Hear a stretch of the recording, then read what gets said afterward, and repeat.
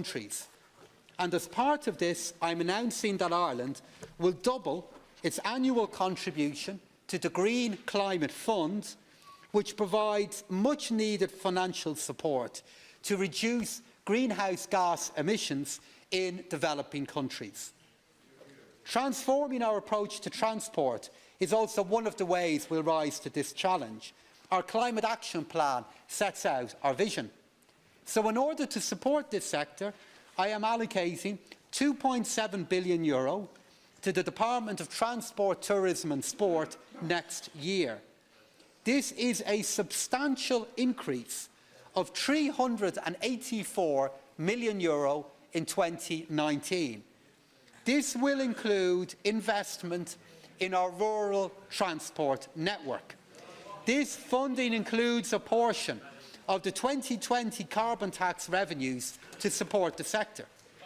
So from this, I am providing €9 million for sustainable mobility projects around the country, including for greenways and new urban cycling projects. I'm allocating an additional €3 million for additional electric vehicle infrastructure. This will double the number of local authority on-street charge points that will be installed in 2020. It will support a new scheme to install communal charging points at apartment blocks, and it will facilitate the rollout of fast charging points from taxi ranks at transport hubs around the country.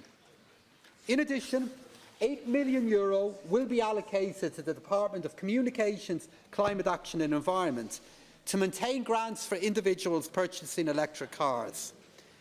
These measures represent critical steps to future-proof our transport system. In the area of culture, I am pleased to be providing additional allocations in 2020 to facilitate our commemorations programme, increased support for artists and the culture, increased investment in the Gaeltacht and our language, and increased support for biodiversity and the restoration of our peatlands. This builds on increases in cultural investment in previous years. Another area where further investment is required is in housing. Following years of underinvestment, the Government has allocated €6.6 billion for the delivery of social housing supports in the last 4 years. Building on this, I am allocating over €2.5 billion to the housing programme in 2020. This is an unprecedented level of investment. This will allow the Government to continue to respond to the significant increase in demand for housing support while prioritising investment in our social housing programme. In the wider housing market, there has now been an 82% increase in new dwelling completions between 2016 and 2018. House price increases are moderating, government policies are helping, but more needs to be done. We'll also continue to engage with the credit union movement on appropriate mechanisms for them to establish a vehicle to invest in improved housing bodies.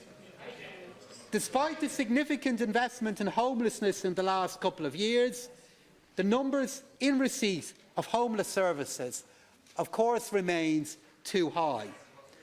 Therefore, I am allocating a further €20 million for homeless services, bringing total funding to €166 million in 2020. This will provide support to citizens in emergency accommodation. It will increase preventative measures in terms of long-term support and day services. In the area of social housing, I am allocating capital funding of over €1.1 billion to support the delivery of over 11,000 new social homes in 2020. A further 12,000 units will be delivered in 2021. I am providing an additional €80 million for the Housing Assistance Payment Scheme next year.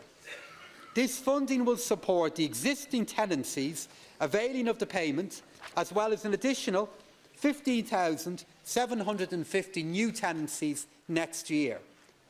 And in order to assist with the provision of new and affordable homes, an additional €17.5 million has been provided to the Land Development Agency, and €186 million has been allocated for the Serviced Sites Fund and the Local Infrastructure Activation Fund in 2020. This government is making €130 million of investment available for urban regeneration and development funding. This is to support projects that will contribute to the rejuvenation of our main cities and other large towns. Of course, the high cost of renting is a key concern for this government. In response, we've introduced rent pressure zones, and there are now 44 in operation throughout the state. In Budget 2020, I am providing almost €2 million in additional funding to the Residential Tenancies Board to support their increased powers to investigate and sanction non-compliance with rent pressure zone measures. To date, some 15,000 new homes have been purchased or built by first-time buyers under the Help to Buy scheme. In order to provide certainty to those who are hoping to buy their first home soon, and to those who are planning and building these homes, I am extending the incentive in its current form for a further period of 2 years to the end of 2021. I can also confirm to the House an extension to the Living City initiative out to the end of 2022. I have decided to increase the rate of stamp duty applicable to non-residential property by 1.5% from effect tonight. The commercial property market continues to perform strongly, and I expect that its increase can be borne by the sector without any significant impact. There are long-standing relief measures which should mitigate the increase in certain circumstances, and normal transitional arrangements will apply for transactions in progress.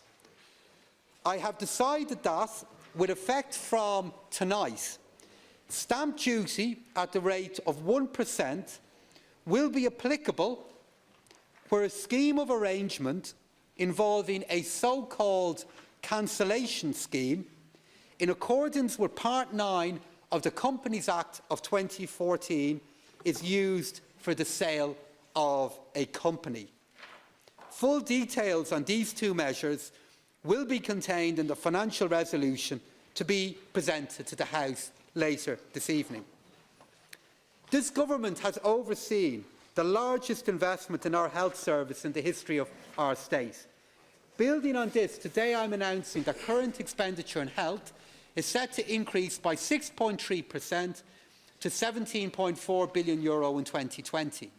This represents a €1 billion increase, which will be used to fund a supplementary estimate of €335 million and will ensure that we can continue to respond to significant demographic change